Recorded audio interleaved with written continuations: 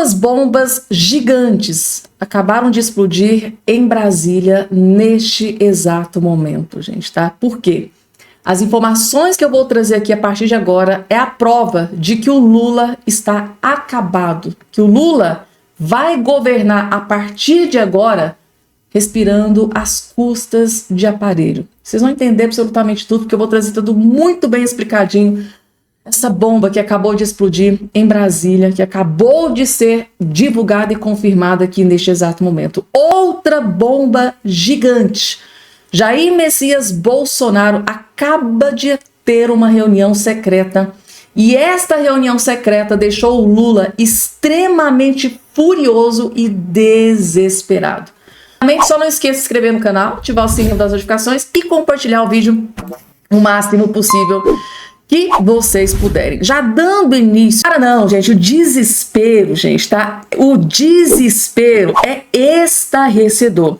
E agora com essa queda drástica na aprovação do governo Lula, que foi anunciada, né, ontem na última pesquisa da Datafolha, que mostrou que o Lula despencou de uma forma sem precedentes. A queda do Lula, gente, né, na aprovação de 24%, a queda, né, de 24%, assim, de uma latada, foi pior do que na época do escândalo do Mensalão, da Lava Jato, aquilo tudo ali, pra vocês terem noção da gravidade da situação. Aí, gente, nem os jornalistas militantes de esquerda conseguiram passar pano dessa vez. Até a Eliane Cantanhede detonou e destroçou o fracasso desse desgoverno Lula. Não tá tendo como mais livrar a cara do Lula. Vejam só, gente, tá? Um dos melhores vídeos que você vai assistir hoje. Afinal de contas, o Lula sendo detonado e destroçado dentro da Globo News é algo raro de se ver. Vejam só. Olha, na verdade, quando a gente olha para o governo, para o presidente Lula, a gente tem a sensação de que o Lula está cercado de todos os lados, né? E ele não está percebendo a gravidade de tudo isso, né? Você tem a questão da economia, né, que é muito importante, né? A gente sabe que a economia é diretamente ligada à popularidade, ao bem-estar da população, à visão, à percepção da população sobre o governo, sobre os governantes. E o que a gente tem? Alimento, né? Como é que você pode ter um presidente popular com a inflação de alimentos, os preços dos alimentos lá em cima, um cafezinho, um café que todo brasileiro toma, aliás, o mundo inteiro toma, lá nas alturas, né? Isso derrubou, por exemplo, Joe Biden nos Estados Unidos, e a economia lá nem estava tão ruim, né? Então, a questão da inflação, os erros do presidente Lula nas falas dele, por quê? Porque quando ele comete esses erros, isso é munição para os leões, é carne para os leões. A internet pega o erro do presidente e transforma aquilo num baita escândalo e vai para 100, vai para 1000, vai para 1 milhão e vira essa bola de neve. E vai para 400 milhões, né, que foi o vídeo do Nicolas Ferreira, para desespero da esquerda, né, do Lula. Vamos continuar. Quando a gente vê essa trajetória, ela é muito impactante, principalmente porque a queda foi muito íngreme e muito rápida, né? Porque você vê que vem ali, mais ou menos, ali 35, 34, 32, mas quando despenca feio. E a gente teve lá atrás, quando a pesquisa Quest detectou uma inversão. A impopularidade tinha ultrapassado a popularidade. Isso já estava ali, mas estava meio dentro da margem de erro. E agora são 17 pontos. A desaprovação é 17 pontos superior à aprovação, porque a desaprovação aumentou, disparou, né, e a aprovação despencou. E geralmente nessas horas você tem uma gradação, sai de aprovação para indeciso ou para mais ou menos, até chegar lá. E dessa vez não, foi direto de aprovação para desaprovação. O presidente Lula acha que vai resolver isso com basta fazer o que o São Sidônio mandar, né? Basta a comunicação. Não basta, até porque o Lula e o PT não põe mais, aspas, povo na rua, né? Porque o Lula, toda vez que dá entrevista para a rádio, ele escorrega, fala um monte de besteira, e porque você não consegue manchetes positivas. Agora, um fator decisivo, com certeza, foi a campanha muito bem estruturada, com muito método e organização do PIX contra o governo e contra o presidente. Gente do céu, militante de esquerda, jornalista Eliane Cantanhede, gente, pisoteou na cara do Lula. Meu Deus do céu, gente, eu não tô acreditando. Eu não tô acreditando que a Eliane Cantanhede mostrou, gente, todo esse fracasso do Lula. Meu Deus, ela teve coragem dentro da Globo News, onde o Lula jorra Milhões e milhões. Gente, o Grupo Globo, vocês não têm noção, gente, tá? São milhões e milhões que o Lula joga ali dentro para eles tentarem livrar a cara do Lula. Mas aqui, gente, não teve como. Depois dessa queda drástica, ela fez questão de pontuar os motivos pelos quais o Lula tá aí, despencou. Igual uma jaca podre, gente. O que eu tô repetindo aqui nos últimos vídeos. Essa é a frase que define o Lula, despencou como uma jaca podre. Mas assim, daquelas bem... Ai, gente, que situação pro Lula. A situação pro Lula tá terrível, gente, tá? E aí, gente, pela primeira vez, eu concordo em gênero... Eu nunca pensei que fosse dizer isso, mas pela primeira vez eu concordo em gênero, número e grau com cada uma das palavras da Eliane Cantanhede aqui nesse vídeo. Ela realmente mostrou que o Lula caiu de forma drástica, despencou, ainda pontuou ali os motivos pelos quais ela acha que o Lula... derreteu, definhou, gente, degringolou, acabou. O governo Lula está aniquilado, acabado, gente, tá? E daqui a pouco, Elon Musk acaba de declarar guerra contra Luiz Inácio Lula da Silva. Eu disse pra vocês, é briga de cachorro grande. A guerra acabou de começar, gente, tá? Vou explicar todos os detalhes aqui pra todos vocês, mas antes... O prêmio de maior passador de pano para Lula da Silva vai para o jornalista, o chefe Mor. Do lado das mulheres, a chefe Mor é a Miriam Leitão. Do lado da esquerda, o chefe Mor, passador de pano para o Lula, é o Reinaldo Azevedo, sem a menor sombra de dúvida. E o prêmio para maior passador de pano para o Lula vai para Reinaldo Azevedo. Gente, assistam. Que humilhante, que cena humilhante. Gente, que nível, que ponto chegou a podridão do jornalismo de esquerda. Assistam, vejam o Reinaldo Azevedo tentando passar pano para esse governo fracassado do Lula. Assistam, vejam o malabarismo do Reinaldo Azevedo tentando livrar a cara de Lula da Silva. Meu Deus do céu, gente. Que vergonha, o Reinaldo Azevedo, cada palavra que foi dita por ele aqui nesse vídeo. Assistam. Quando vocês tiverem dúvida, primeiro, mas qual que é a definição de maior passador de pano pro Lula? Assista esse vídeo que vocês vão entender. Vamos dar todos os números difíceis, aí depois... Vamos dar todos os números difíceis, aí depois você vai passar pano, né, Reinaldo? Ah, se você acha isso, pode se mandar. Agora, se você quiser refletir comigo, ok. Eu prometo fazer o que eu faço sempre, falar o que eu penso. Ou seja, passar pano pro Lula. Calma, gente, calma que vocês vão ver a humilhação, a vergonha. Pra isso aí, o governo é uma porcaria, tá tudo justificado, etc, etc, etc. Não, eu não acho o governo uma porcaria. E efetivamente ele não é. Esse governo tem uma taxa de desemprego, por exemplo, a mais baixa da história. Taxa de desemprego divulgado pelo IBGE do Postman, aliado do Lula. Dá pra confiar? Só mesmo o Reinaldo Azevedo, né, gente? O poder real de compra dos salários voltou a patamares elevados do real. Em que país que ele tá falando? Que aqui no Brasil não é? Será que o Reinaldo Azevedo vai no supermercado, gente? Será que ele tá sabendo que meio quilo de café tá custando R$30 hoje no supermercado? Será que ele tá sabendo que um quilo de picanha tá 90, 100 reais? Será que ele tá sabendo que o botijão de gás hoje tá cerca de 140, 150 reais? Em que país vive o Reinaldo Azevedo? Que poder de compra do salário para ele... Meu Deus... Não é? Nós tivemos um crescimento de 3,5% no ano passado. Crescimento artificial bombado pelo Lula é mentira. Nós vamos ouvir daqui a pouco o Luiz Trajano falando. Então eu não acho o governo ruim. Atenção, avaliação do povo. Reinaldo, você acha que o povo pode estar errado às vezes? Claro que eu acho. Ixi, no Brasil e em vários lugares do mundo. Mas a gente vai fazer o quê? Vai trocar de povo? Não tem como trocar de povo? Não tem. Não, mas tem como trocar de presidente, né? É o que se espera que os eleitores façam na próxima eleição. Trocar de povo não, o problema não é o povo, o problema é o presidente. Continua. O povo é esse. Ah, vamos melhorar esse povo. Não. Quem gosta de falar isso é a extrema-direita, que acha, Brasil, esse povinho, não sei o quê. Eu não. Mas certamente a inflação conta. Certamente a mentira do Pix está ainda repercutindo. Há sim uma falta de atualização do presidente Lula, não na agenda, como querem alguns. Acho engraçado, alguns jornalistas que não conseguem administrar nem a própria carteira, alguns até bem endividados, falando que o Lula não entendeu qual é o mundo, qual é não sei o quê, né? Querendo dar aula pro Lula. Não, o Lula...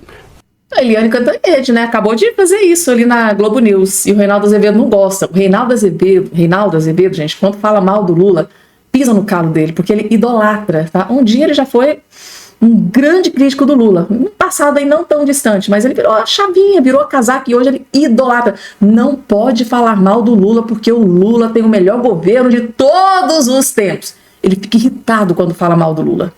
Tem uma certa dificuldade de registro de como é que funciona as redes sociais, isso sim. Quando ele falou que se o troço está muito caro, melhor não comprar, falei, presidente, imagina o que vão fazer com essa frase. Só que eu achei que quem ia explorar essa frase, tentando emprestar um sentido perverso, seria a extrema-direita nas redes. Não, eu vi jornalistas fazendo isso. Tá vendo só? Jornalista de esquerda também tripudiou em cima dessa fala do Lula. Principalmente dentro do UOL, né? Dentro da CNN, dentro da Globo News. Teve muito jornalista que tripudiou em cima dessa fala do Lula. Ah, se você vai no mercado, tá caro? Não compra. Aí veio o Reinaldo Azevedo, não pode falar mal do Lula, gente, tá? Do pai Lula.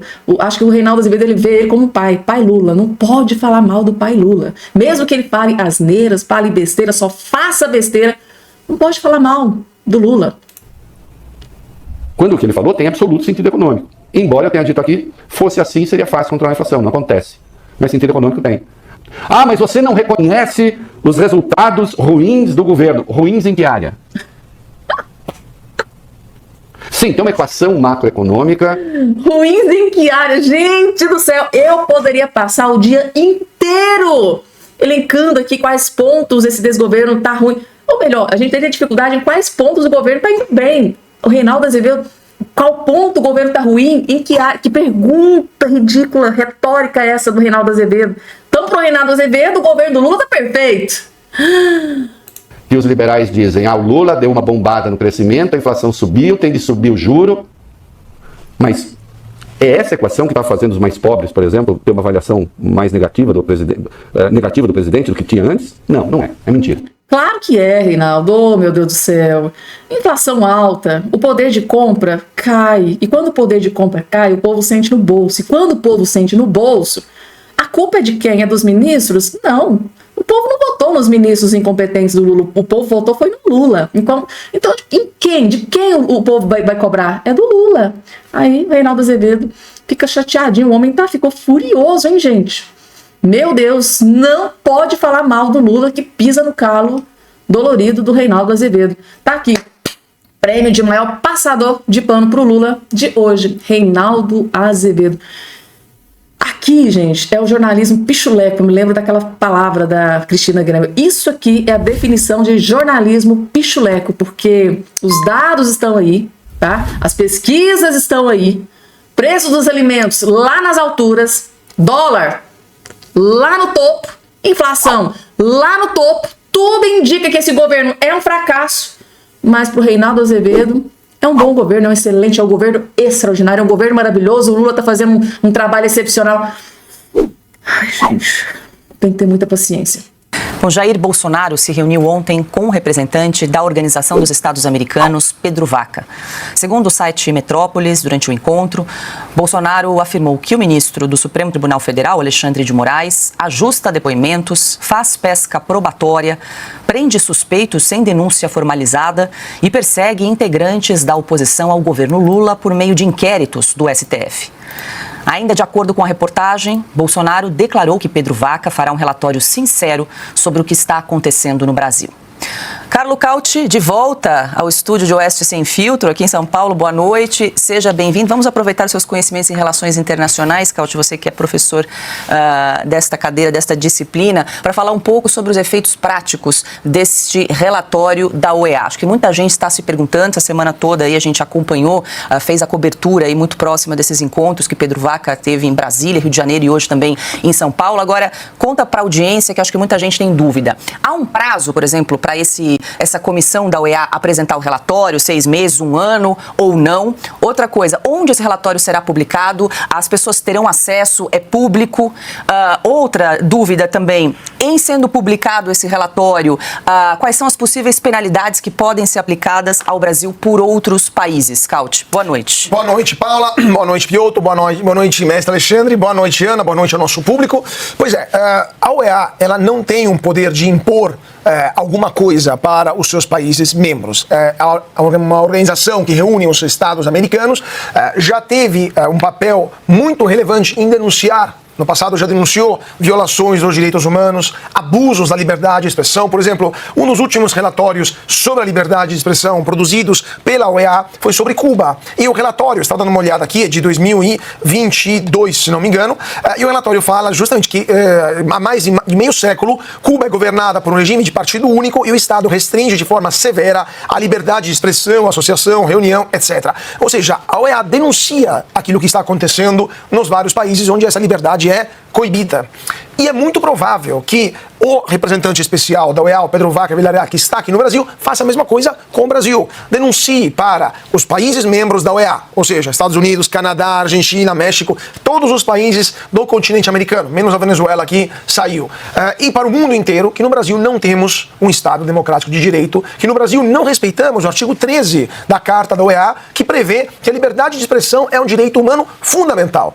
Na base disso, os outros países membros da OEA, então os membros da organização, podem tomar as medidas cabíveis. Por exemplo, nenhum país vai querer ter programas de cooperação cultural com um país que tem esse tipo de comportamento, ou cooperação científica, ou cooperação tecnológica, ou quem sabe cooperação militar também, porque vai que usa a tecnologia que é transferida para o Brasil censurar os seus jornalistas, os seus cidadãos, etc. Então o Brasil vai começar a sofrer pressões cada vez maiores e eventualmente interrupção de programas importantes até que algo mude no Brasil. Agora, em casos extremos, países membros da OEA foram expulsos da organização, como foi Cuba, por exemplo, depois que se tornou uma ditadura nos anos 50, 60, mas foi um caso muito peculiar e somente porque Cuba também tinha convidado a União Soviética a instalar mísseis em seu território. No caso do Brasil não é tão grave, mas com certeza um relatório como esse pode aumentar a pressão sobre o governo brasileiro, sobre o Supremo Tribunal Federal e eventualmente levar países membros da OEA, como os Estados Unidos, a atuarem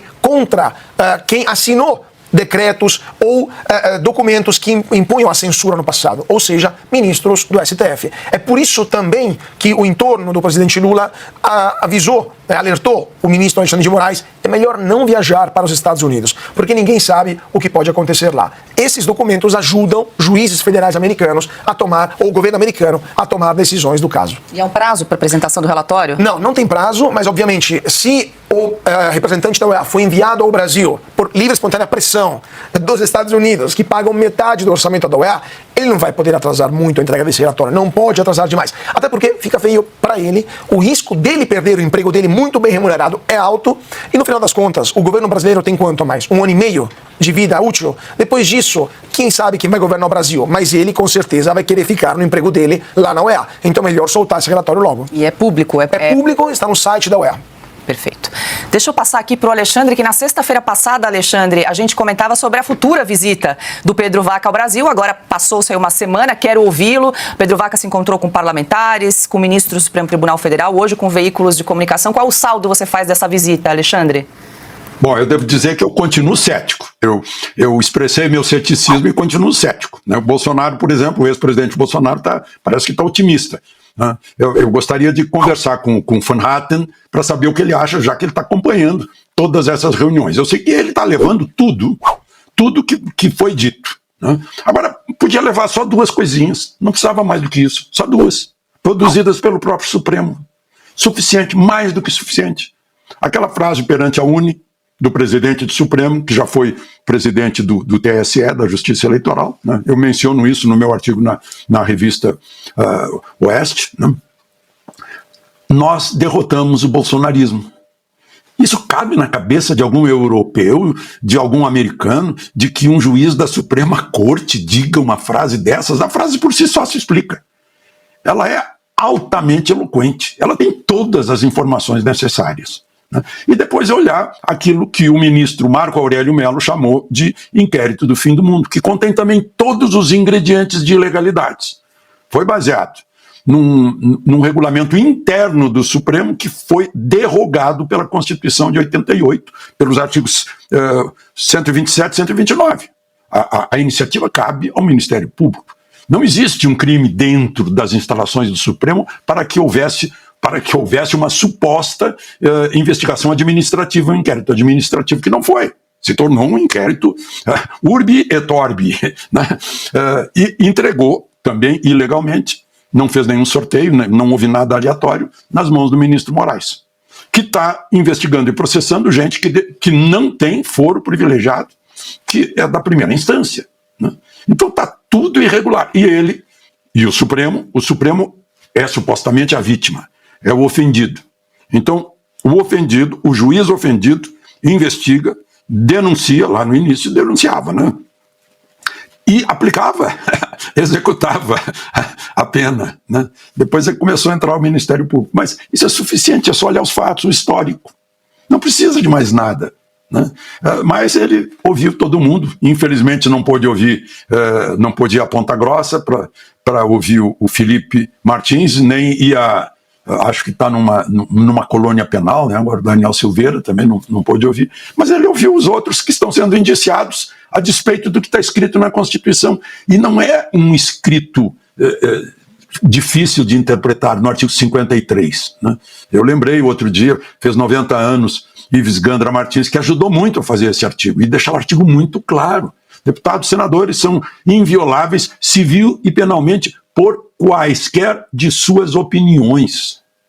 Não tem um salvo ser, não tem nada. Isso é absoluto, não é relativo, meu Deus do céu, será que não sabem ler?